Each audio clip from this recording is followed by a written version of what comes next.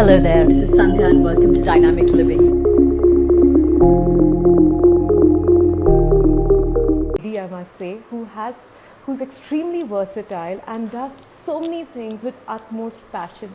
But her main passion is to help people find their purpose and lead a fulfilled life and live up to their potential. So I will now be adding Sandhya in, and Sandhya lives in Bombay, and you're going to get to know her soon. And please ask us questions, because we're really happy to share it with all of you, because that's what Aspire is about, is to help all of us evolve, grow and thrive. So welcome Sandhya. I'm just going to add you in.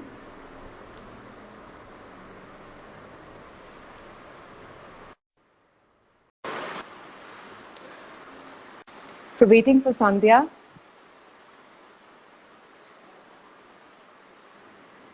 Hello, Priya.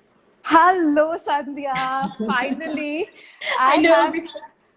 I have been eagerly waiting for this, and I have been excited about this particular chat like a little child. I have to agree. I have to admit, sorry, because once again, please welcome Sandhya, a very interesting person, a very knowledgeable person, and I think the number of courses and everything that Sandhya has done, she has so much of wisdom to share with all of us here today.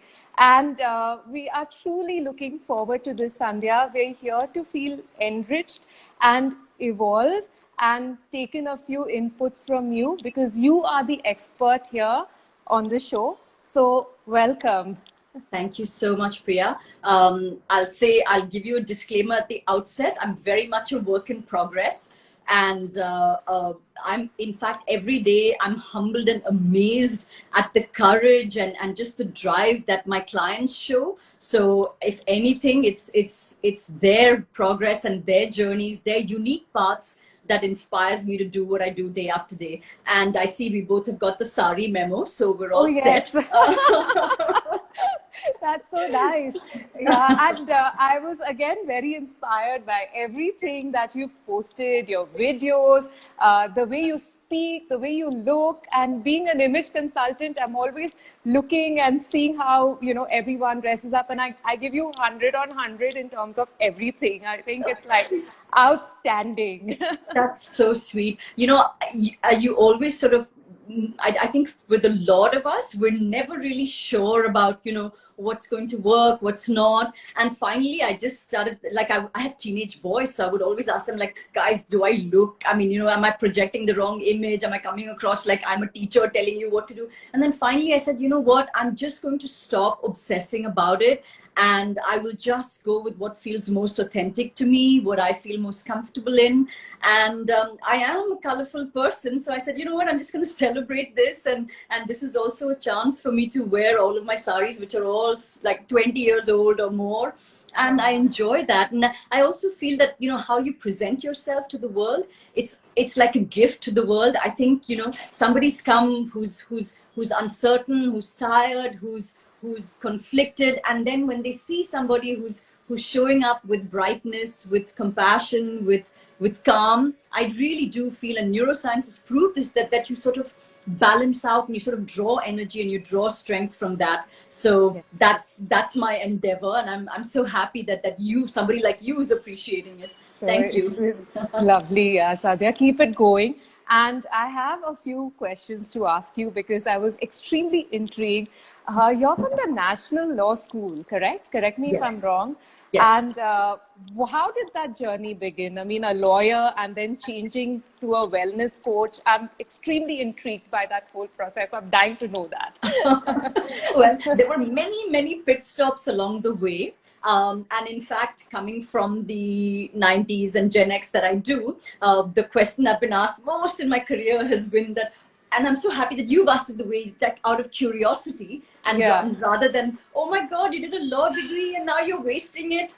So I think it's taken me a lot of years to just come to terms with the fact that, and I see this now, that it's so unfair to ask a person who's of 18 or indeed 21 or 23 or whatever age when we graduate to really know what they want to do for the rest of their lives. For a lot of us, things do change as they must, as we grow. And also, not everybody's driven by one burning passion. I knew from the day I was born that this is what I was going to do. So I have no regrets. The legal education was absolutely wonderful, but I think I knew, confused as I was, I knew right from the start that it wasn't for me. But what it did do was inspire me to sort of want to serve a larger good. And I think that motivation continues. Which is why I do a lot of my work in the public domain. It's one thing to have a successful career coaching people one-on-one, but I think my bigger calling or dharma has been, how can I create maximum reach with just the time that I've spent learning what I have, or if there's any way, any of the skills that I have that can help the maximum number. So that's what law school to life coaches has yes, it's law and life. So I think you've at least kept the two L's going and loving everything that you do, which makes it the third L. And keep it going, Sandhya, because I was so, because for me, I've always been drawn to lawyers because I feel they have this whole memory capacity, and especially your school. I mean, it's the best in the country, and I was like so proud of you, and still am. And thank you. I'm happy. Sorry, I was going to say I'm happy to hear you say that, because you do know that lawyers are equated with very unflattering terms of comparison usually, but I do see my batchmates, my seniors, my juniors doing such incredible work, not just both commercial law and policy litigation driven. Every aspect has its place, and I have a tremendous respect for the legal fraternity myself, so thank you for that. Yes. And coming back to coaching, see, I have been reading again, everything that you've mentioned. And I was again, considering keeping the whole pandemic in mind and the negativity which is floating around people and this uncertainty. So is there anything that you would like to share with us as to, little tips on how to cope with the challenging times that we're going through? There's been a lot that's written about that, Priya. One of my explorations for anything, and I think this is what drew me to coaching as well, has been to sort of try and, rather than treating the symptoms, for us to go to the root of the why, right? So, of course, there are tips that we read in the media and in articles about how we get overwhelmed largely with this bombardment of news and information and WhatsApps, and also, so one is the bombardment of information. Two is the sheer uncertainty of our immediate future, and for many of us, even the future going forward, right? Many of us have lost jobs. Many people, I know of people that have been offered a contract, and then now the company's not even answering their phone calls. All of this uncertainty is very destabilizing. At the root of it really is just our brain's capacity to deal with all of this. So our brain is not, in fact, like this supercomputer that's receiving inputs and telling us, okay, now Sandhya, do this and do that. In fact, the inside of our brains it's more like the 6 blind men or the 5 blind men who are feeding the elephant.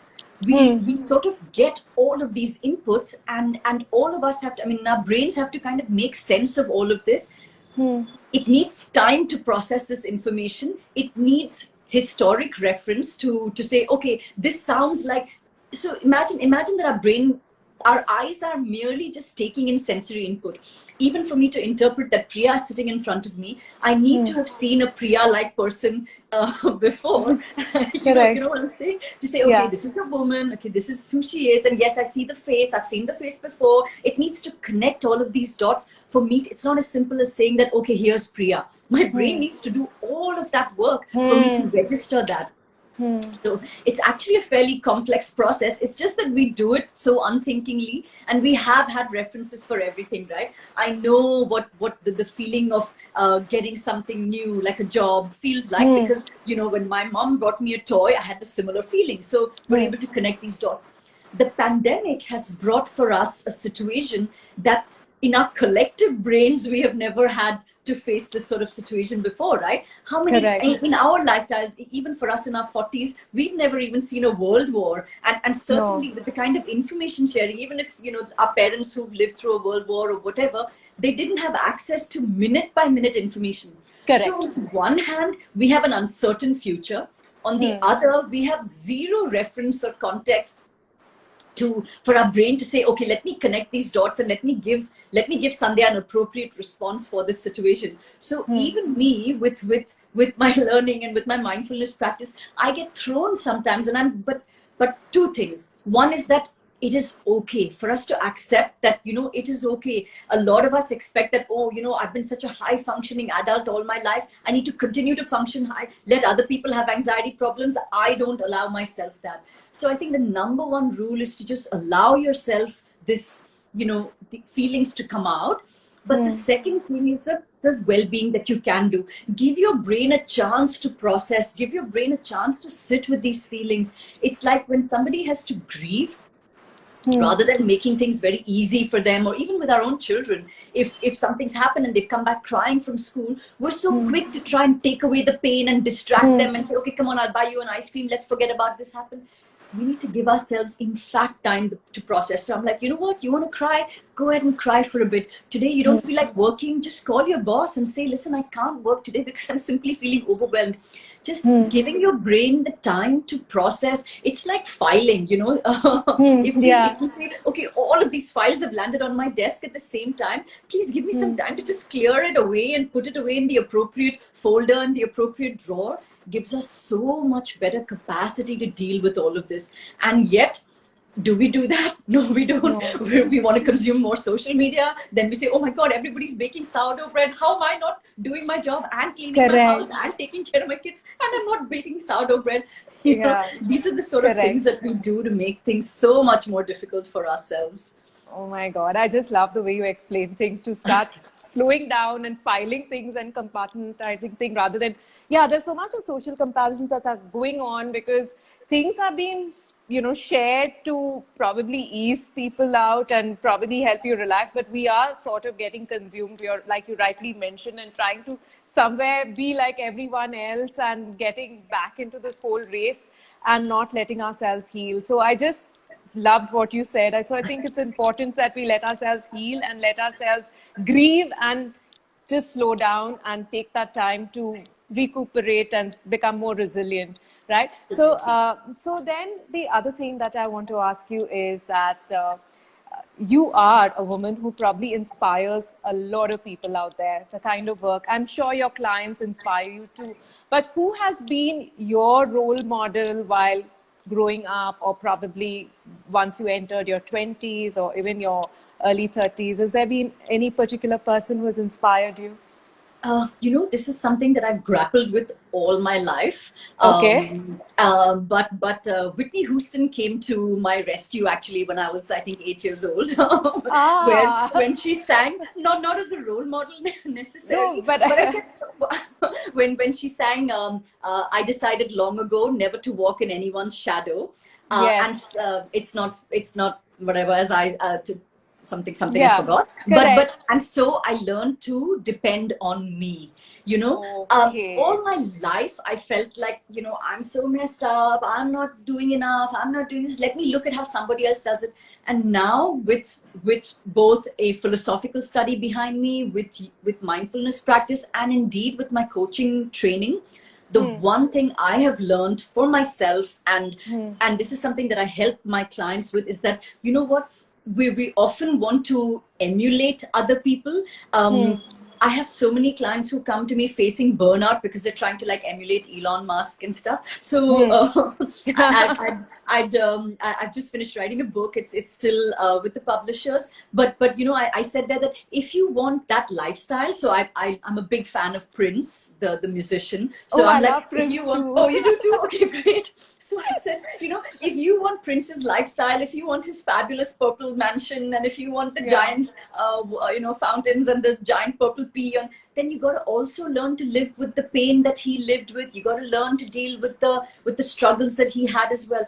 So you can't cherry pick one. You can look at other things and say, oh, you know what, I love how she speaks, maybe this is something that I'd like to try. But at the end of the day, how you speak has got to be uniquely you. You can only keep up something, a construct for a while. In fact, the entire definition of a midlife crisis is when people feel like they're living lives that they ought to be leading, or that somebody has told them that is the right way to do, or you know what, join financial services, you'll make a lot of money that way, and you've been doing all of these oughts and shoulds, and this is my definition of success. And then like 40, 45 is sort of like your half point in your life, and you suddenly stop and you say, my God, whose life have I been leading? None of this feels natural to me. And when you're doing something that's not natural to you, in a sense, it's like you're going up against a headwind.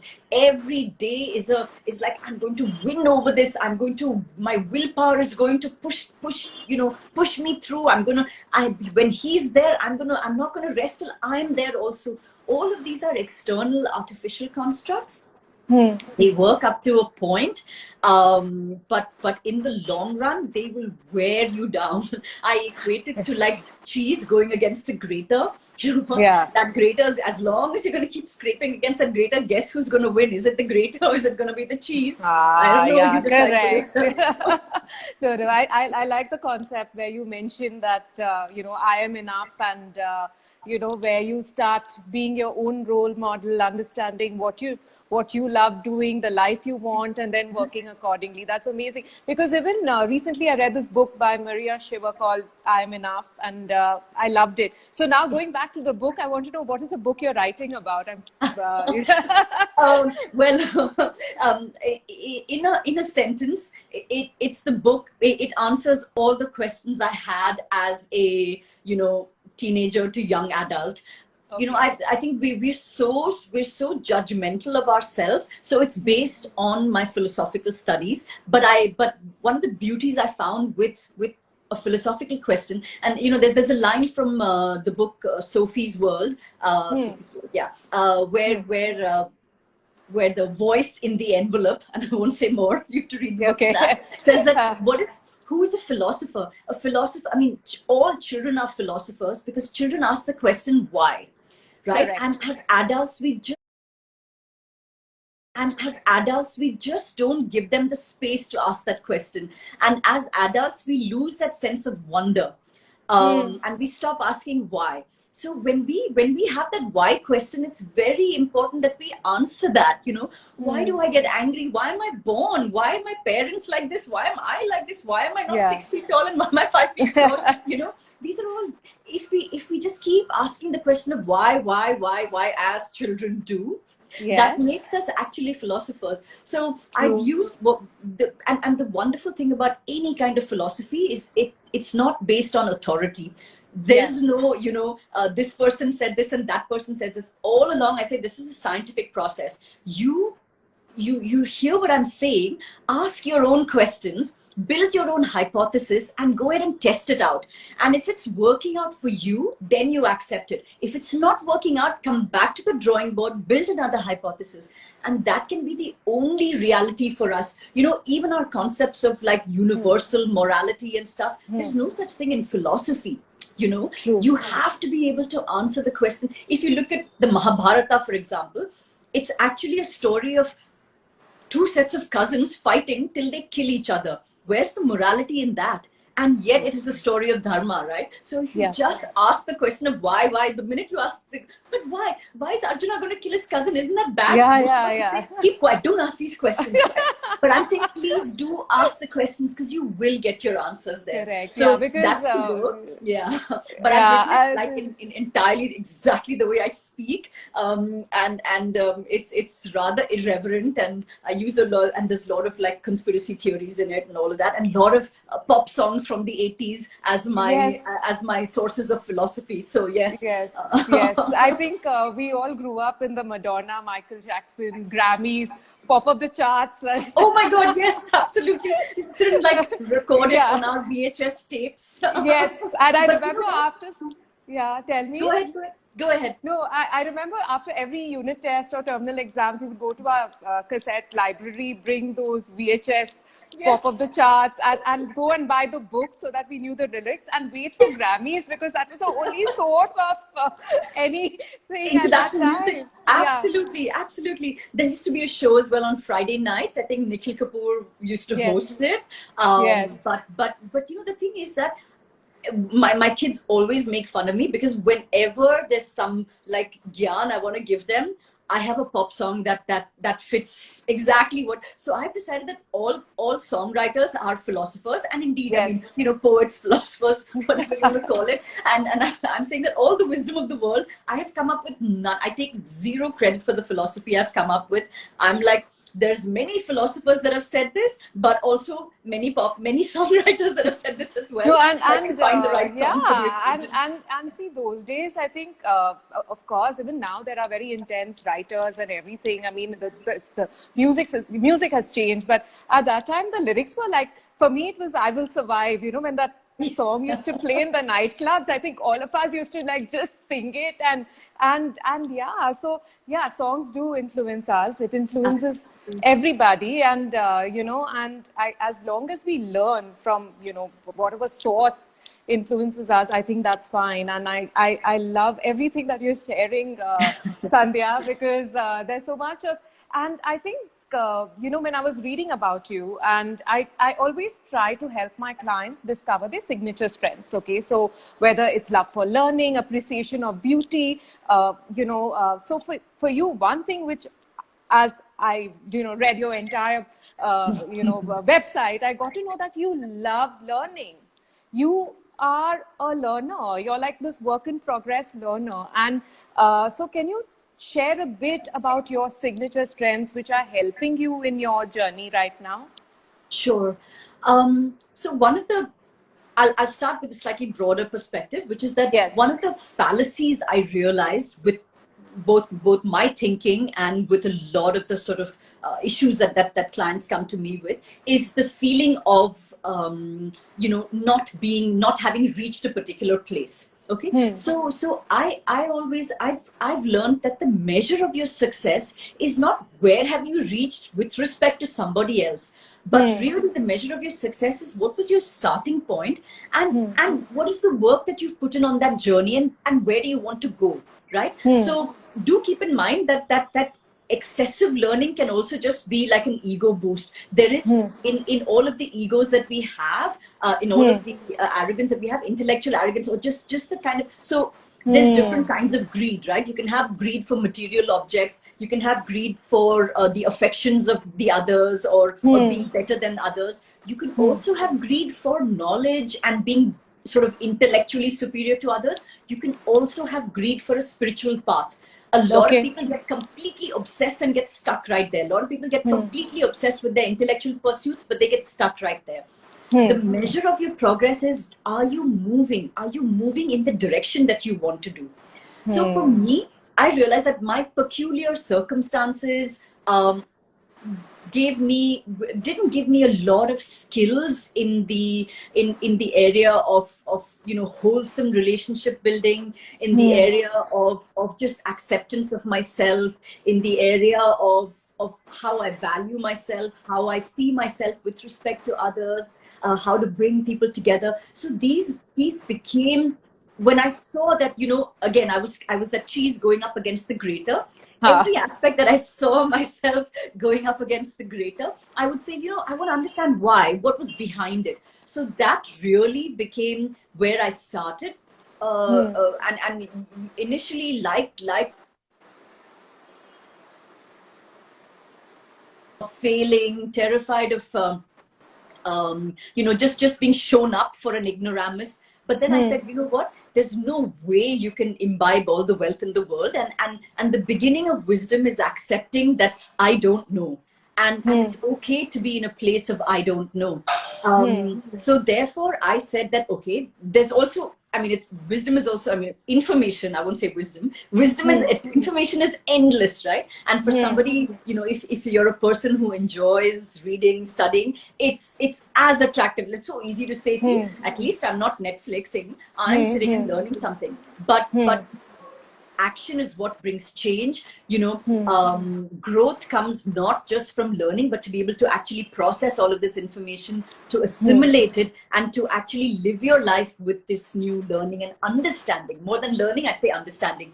So now, in fact, it's partly a couple of things. I felt that there were many gaps in my information in becoming the person of really coming to self-acceptance.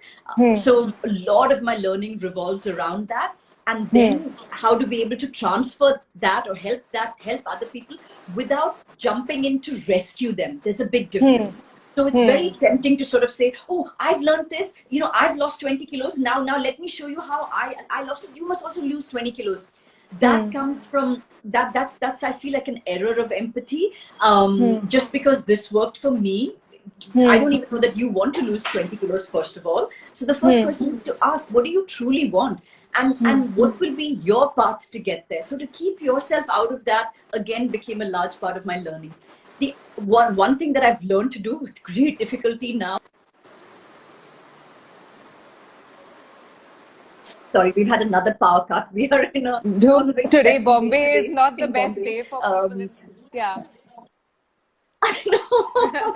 once in a lifetime sort of situation, but exactly. It is what it is. Thank you for your understanding on this. So the other thing I've learned to do, Priya, with great difficulty is to now to say no to things. It's so tempting for me to sign up for the next course, but I'm like, so this is a universal rule again. Every time you're faced with a choice, there are two ways you can go, right? You need to ask yourself, is this taking me in the direction that I want my life to go in or not? And if it's not, then the answer is simply to say no. I have one of the biggest learnings for me has been to say, this is not helpful. This is just for my, ego boost. This is just to add another degree or whatever it is. So I'm like, no. For me, it's far more important to assimilate this information that I already have. I haven't assimilated it fully. So let me sit with that. Let me work on that. Let me contemplate on that some more. So yeah, that's my peculiar struggle. And I think, like you rightly mentioned, for you, learning is probably bridging the gaps that you feel you have, rather than accumulating a lot of overdoing it and getting egoistic and about the whole process of learning. Very well put. Any other strengths that you feel that has helped you in this whole field of anything else? So one of the exercises that we are trained as coaches is to actually look at what we believe are negatives in our own lives and to reframe them, to see how that actually became a strength and an opportunity for us. We have to do a lot of introspection and go into our dark places as coaches as well. And I think it's essential, right? Because it's needed. Unless you're able to do the work, how can you ask somebody else to do the work? So for me, I think because a lot of my dark places came from feeling unsafe or feeling very vulnerable. So therefore, I began first by I trying to make myself very strong. So I think that's possibly behind what made me embark on a fitness journey. Like I just wanted to be strong enough to punch the people. It kind of probably grew there. Again, we don't always know these things, but if I had to take a guess, that's probably where it started. But also earlier, which was that I felt vulnerable. So I said, look, I'm that being in that place of vulnerability gives me the eyes, gives me the empathy to see other people who are vulnerable. But again, to resist the urge to simply jump in and rescue, rather to say that, hey, listen, you're running your own race, you're running your own, you're in your own event. If you need a pole vault, let me help you be that pole, but let me not hold your hand and drag you along to help you win that, to run your particular race, So to me, because I was vulnerable, probably it helps me empathize better and see vulnerability in other people and indeed see the suffering of other people. So that's been my, I think that's how I've converted one of my dark places, or one of my, yeah, weak which spots, I would probably say. weak spots into something Yeah. and changed it to your own strength, which you help Yes. people. And very nicely put, because that's what we do in coaching, right? We just guide them to achieve their goals, and we help them help themselves, so that if we do too much of hand holding, then they start becoming too dependent, and they're not sure. But this whole process, and that's what I loved being a coach and training, because I just felt it teaches you so much more, and it helps me to deal with clients so much better. Because before doing my coaching, I was actually hand holding everybody, giving people Yeah. solutions, thinking I'm this Yes. know it all. But now we help them come up with their own solutions, so that it's like a permanent change, so Absolutely. you've Yeah. put it wonderfully. And see, I again, there are two courses that you did. One is the REST, correct? REBT. REBT. Yes. REBT. Yes. And what is that all about? So REBT is it's rational emotive behavior theory. Okay. It's a way in which we go really. It's the question of asking why. Really, Okay. we Yeah. it straddles both the worlds of positive psychology, also therapy, but really it's a process of just inquiring into how we are feeling the way we're feeling, why do we feel the way we feel, and then once we identify these feelings, we sort of reframe them. So, like I said, the same situation that I felt in my childhood, a place where I felt very vulnerable and felt very unsafe. So I would go back to that place and say, Sandhya, you know what? You're okay. Let's reframe that now. I mean, it's obviously a little bit more technical than that, but we Yeah. reframe what we think of as our dark spots, and we say that, you know what, we're okay, we've survived, and we've come to here today. How are we going to now look back on that memory in a way that can be our strength today, that gives us compassion today, or that we're able to process that memory as not something that damaged us, but in fact has given us the strength and has made us uniquely us today. So it's a Oh, very wow. powerful therapy. Albert Ellis is the father of REBT. CBT is its more Yeah, popular known. cousin in Yeah. that sense, but REBT is really the precursor to that. So for me, I felt REBT was a lot more holistic and just sort of went deeper into the process. So it was what I chose to explore. Again, I don't follow anything like to the T. I'm above all else, I want to be fully present for my client.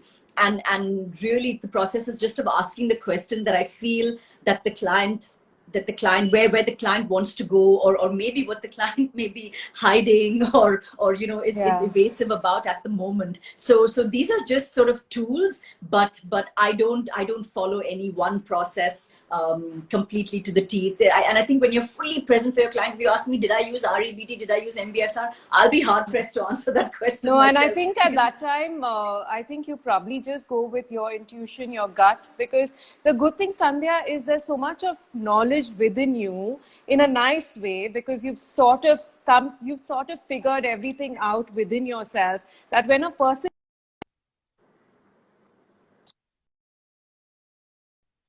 sit there, open, listen to them, and then it all comes back in various forms, and you're there to help your client out. I think that's the beauty of the way you've done things and the way you're doing things, because it's just so based or client based, right? Depending on what that client wants and how you would like to Absolutely. help him. It's like no Yeah. specific method. Because and I see it, because Sandhya, you are a very fluid person. I mean, when you talk and you have so much of you're creative, you're artistic, and I'm sure that even reflects in your coaching, because you do come across like that, where you are flexible, you are there to just make sure that your client evolves along with this whole process. So wonderful, Sandhya. I think the way you've been doing things, and that's why I was extremely intrigued to find out about all this, because when you read these things, you're like, oh wow, this sounds interesting, and how beautifully you're putting it all together. And at the So same sweet. time, Thank you.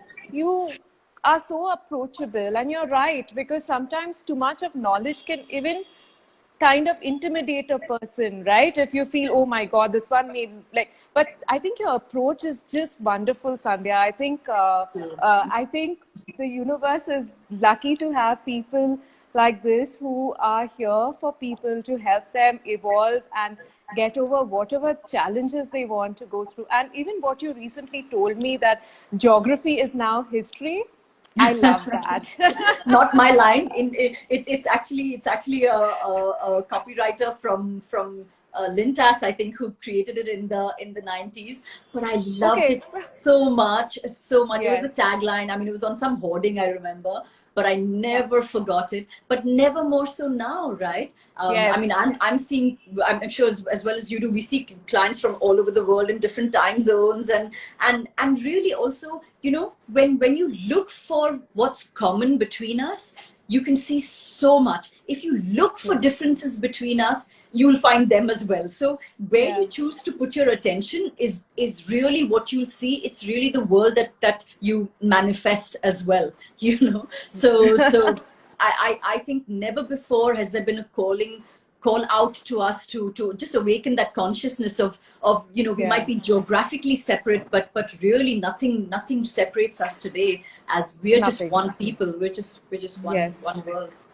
And just look at it. You and I have never met before. I mean, this is our first video call that we are having, and it's so great. I feel that there are so many things that even we have sort of stepped out of our comfort zone in so many areas where we actually speaking to people we've never met before, but at the same time reading about them. So you've already understood and you've already connected with that person, because I think that's what's happening, and the same thing's happening with our clients as well. You just find a connect through this platform, and I think it's brilliant. So Sandhya, it was absolutely amazing talking to you, and before we sign up, I ask this to all my guests. What's your message to the people out there, like Sandhya's mantra, or something? Just, it can be from someone else, it can be from a song also, it need not be original. Oh, don't get me started. No, it's I, I, I, interesting. I will just say, when in doubt, simplify. When in doubt, Lovely. just simplify. You know, Amazing. it's been the answer for everything that every sort of conflict that I've encountered so far in my life Yeah. personally, and in the lives of my clients. That's it. True that. Because I think that's an amazing message for everyone watching, because don't complicate life. I think this by default, this time has come for all of us to slow down, enjoy this whole process. We're never going to get this time again with our family, with our kids, with our, all of us are together, and we're Yeah. going to miss this moment the minute we start life again. So I just feel what you rightly mentioned, don't be too hard on yourself, simplify things, and just relax and enjoy this whole phase. So I brilliant. Thank you, thank Yeah, you. I was going to tell say, I me, will Sandhya. add though that when you actually cut out a lot of noise from your life, your capacity for positive action increases manifold, Priya. I Wow. always thought, oh my God, I'm so busy. How can I do this? Simplifying, when you're doing 10 things rather than 50, you do those things with so much passion, with so much focus, and with so much impact. Hmm. It's not just about ticking a box then, and really you become also other regarding the way you can impact other people's lives. And this can only happen, a busy brain, a distracted brain, we Yeah. know now, is Yeah. going to be very, very self-serving, because we're constantly looking for threat. So yes, when you simplify, you also create greater impact in the world. So that's another reason I to do it. I love that. And on that note, thank you so much, Sandhya, and wishing you the very best. And I hope I can get to see the lovely you when I come to Mumbai, and or if you visit Hyderabad. And keep it going and keep inspiring all of us. Likewise, Priya, you've been an inspiration, and it's been an absolute delight Thank and you. honor to be here today. Thank you, everybody. Really, really Thank appreciate it. you, Thank you for Sandhya. the sari memo as well. So, Yes. bye Yeah, same bye. here. That's what this show. I mean, I feel so happy and invigorated because it gives me a chance to dress up and put on a bit of makeup, and I just love it. Absolutely. So I look forward to doing my lives. It's my new way of living, and Agree. absolutely excited. All Love right, it. Sandhya. Thank you. Bye, Bye. Priya. Thank you so much. Bye bye. Bye Bye. bye, everybody.